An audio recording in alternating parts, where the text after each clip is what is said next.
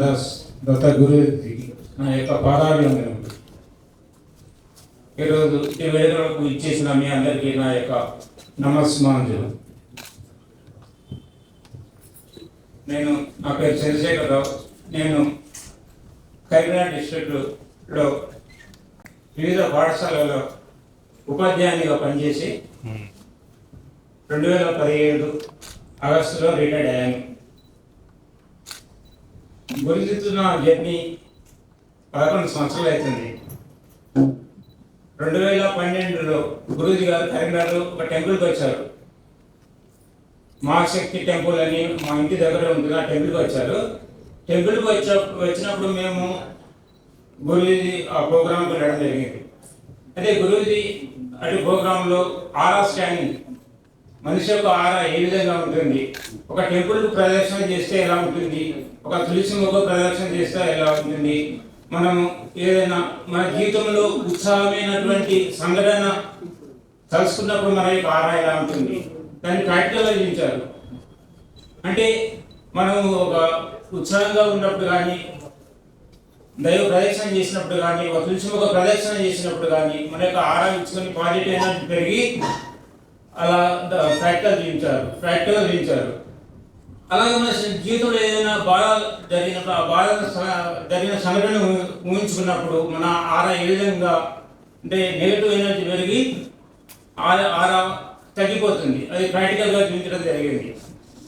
అంటే మనం పాజిటివ్గా ఉండాలి అంటే ఏ విధంగా ఉండాలి అనేది ప్రాక్టికల్గా చూపించడం జరిగింది. అప్పటి నుండి గురూజీ వివిధ ప్రోగ్రాంలు రావడం జరిగింది. తర్వాత ఈ అమృత సిద్ధ యోగా క్లాసులు, తర్వాత యోగా క్లాస్ వివిధ క్లాసులు రావడం జరిగింది. తర్వాత రేకి కూడా నేర్పించారు. రేకి ద్వారా మన శరీరంలో అనారోగ్య కారణాలను మనం ఏ విధంగా పరిష్కరించుకోవచ్చు, ఇతరులు కూడా ఏ విధంగా అనారోగ్య కారకాల నుండి వారిని ఆరోగ్యవంతంగా చేయొచ్చు అనే విషయాన్ని కూడా గురూజీ తెలపడం జరిగింది.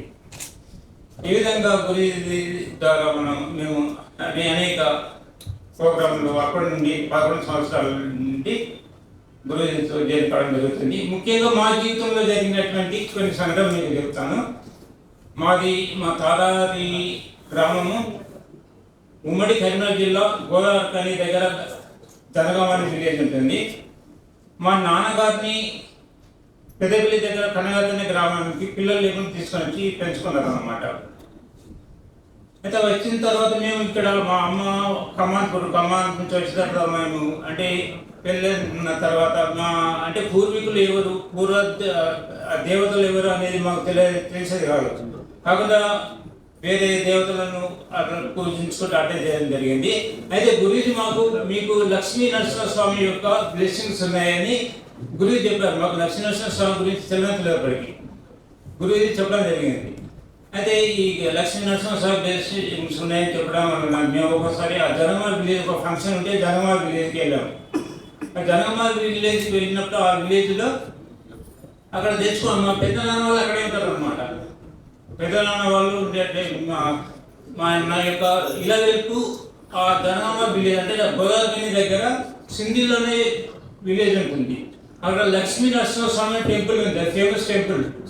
ఆ లక్ష్మీ నరసింహస్వామి టెంపుల్ మా యొక్క ఇలవెల్పు. అది గురూజీ ద్వారా చేసుకోవడం జరిగేది.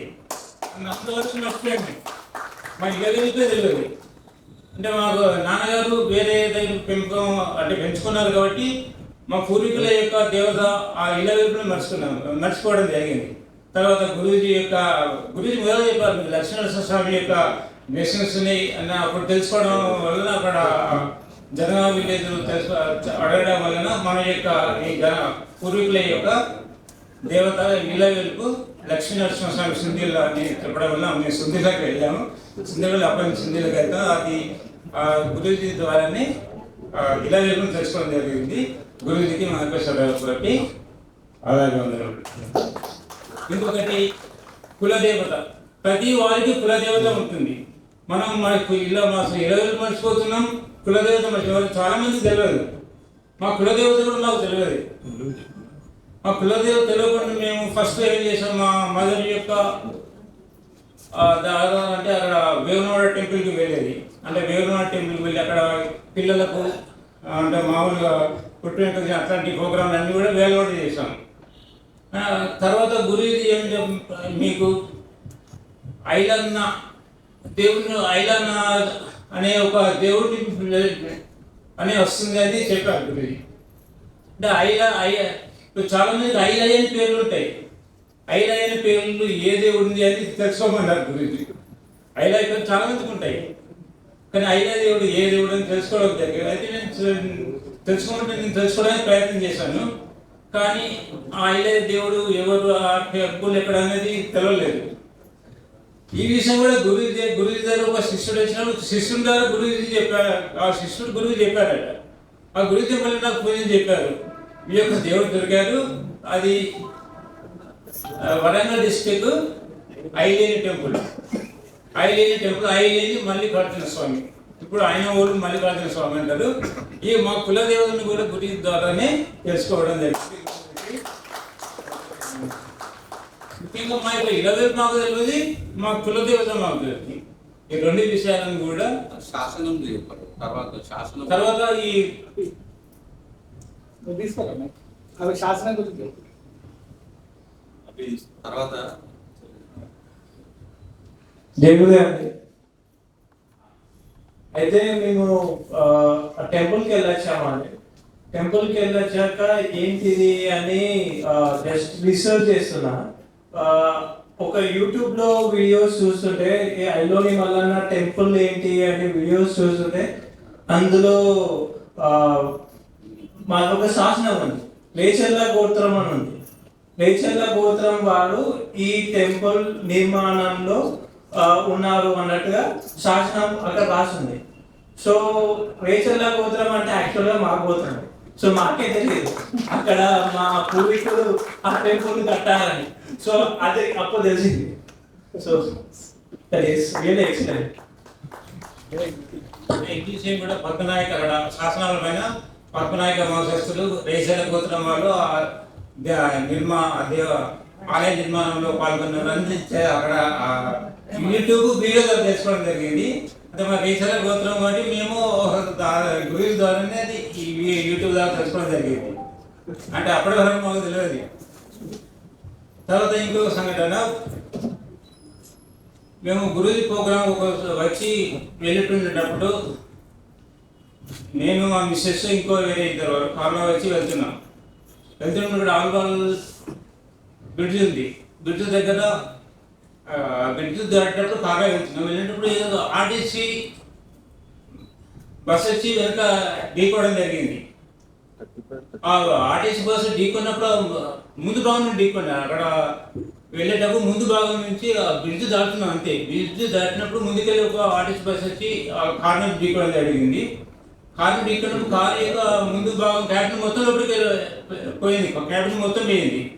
అక్కడ కారు ఆపేసి వేరే వాళ్ళు బస్సు దిగి వేరే వాళ్ళు చూసి మీ కారు నడవది మీ పక్కకు పెట్టేసి మీరు బస్సులో వెళ్ళిపోవాలని చెప్పారు. కానీ మేము గురుజీ ప్రోగ్రాంకి వచ్చి గురుజీ ఇచ్చినటువంటి ఆర్టికల్స్ మా దగ్గర ఉన్నాయి. అప్పుడు మాకేం కాలేదు, అదే కారు స్టార్ట్ చేసుకొని మళ్ళీ కరీంనగర్ వరకు పోయాం. అదే కారు స్టార్ట్ చేసుకొని తర్వాత కరీంనగర్ వరకు పోయాం. అంటే గురుజీ బ్లెస్సింగ్స్ గురు తర్వాత గురుజీ పెద్దగా యాక్సిడెంట్ చిన్నగా పోయింది అని చెప్పడం జరిగింది. అంటే గురుజీ బ్లెస్సింగ్ ద్వారా పెద్దగా పోయారు, చిన్నగా మామూలుగా ఏం కాలేదు. నలుగురు చిన్న దెబ్బ కూడా తాగలేదు. ఎవరికి ఏం కాలు అంతా డ్యామేజ్ అయింది, కానీ నలుగురికి ఏం కాలేదు. అదే కాలు స్టార్ట్ చేసుకుని మళ్ళీ కరీంనగర్ వరకు పోయాను. అది గురుజీ బ్లెస్సింగ్. తర్వాత మా పెద్ద బాబు అభిషేక్ మ్యారేజ్ కొరకు మేము చాలా ఇప్పుడు అంటే అమ్మాయి కొరకు చాలా తిరగడం జరిగింది. అంటే గురుజీ ఫస్ట్ చెప్పారు, అమ్మాయి అభిషేక్ అమ్మాయి దూరం అమ్మాయి వస్తాయి, మంచి అమ్మాయి వస్తాయి, పెళ్ళి మంచి గ్రాండ్గా జరుగుతుందని చెప్పడం జరిగింది. అందుకొరకు ఆ గురుజీ యొక్క బ్లెస్సింగ్తో ఈ అభిషేక్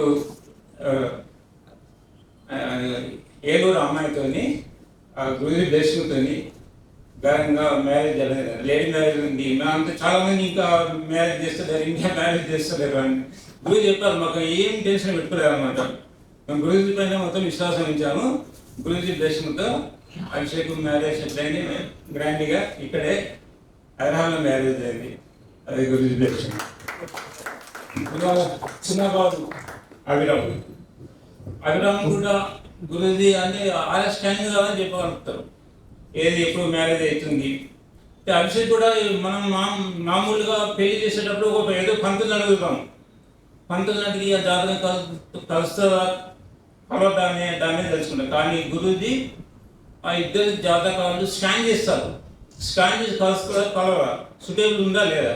ఆ సుటేబుల్ ఉంటేనే వాళ్ళు సరిగా ఉంటారు. కాబట్టి ఆ విషయాన్ని ఒక గురువు ద్వారానే తెలుసుకోవాలి. వేరే ఏ పంతులు కూడా చెప్పలేరు. అంటే ఈ అభిషేక్ అలాగే స్కాన్ చేసి ఈ అమ్మాయి ఆ అబ్బాయికి బాగా కలుస్తుంది చెప్పడం జరిగింది. అమ్మాయితో అభిషేక్ మ్యారేజ్ చేయడం జరిగింది. తర్వాత అభిరామ్ చిన్న బాబు ఇక్కడ మామూలుగా జాబ్ చేస్తుంది కదా. అయితే గురుజీ ఈ మధ్యలో గురుజీ అంటే మంచి జాబ్ మార్కెటింగ్ చేస్తుంది. అంటే మార్కెటింగ్ ఎక్కువ తిరగడం ఉంటుంది. కొంచెం మంచి జాబ్ కావాలంటే గురుజీ మంచి జాబ్ వస్తుంది. తర్వాత మ్యారేజ్ కూడా అయింది. ఇంకా మ్యారేజ్ కాలేదు. మ్యారేజ్ ఎప్పుడైతుంది 34 yearsలో కంపల్సరీ మ్యారేజ్ అవుతుందని చెప్పారు. 34 yearsలో మ్యారేజ్ అయితే మీకు ఏది అంటే మాకు మిగతా వాళ్ళందరూ అడగడం జరుగుతుంది. ఇంకా మ్యారేజ్ ఇంకా మాకు ఏం టెన్షన్ లేదు. 34 yearsలో మ్యారేజ్ కంపల్సరీ. అభిషేక్ అలాగే అయింది. చిన్నబాబు కూడా అలా అయితే మాకు ఎలాంటి అలా ఏ లేకుండా 34 yearsలో నెక్స్ట్ ఇయర్ 34 స్టార్ట్ అయింది. కాబట్టి నెక్స్ట్ ఇయర్ మ్యారేజ్ అయితే మాకు పూర్తి విశ్వాసము. కాబట్టి గురుజీ ఇట్లా మా జీవితంలో అని మామూలు కొన్ని ఎగ్జాంపుల్స్ ఇచ్చాను. గురైతే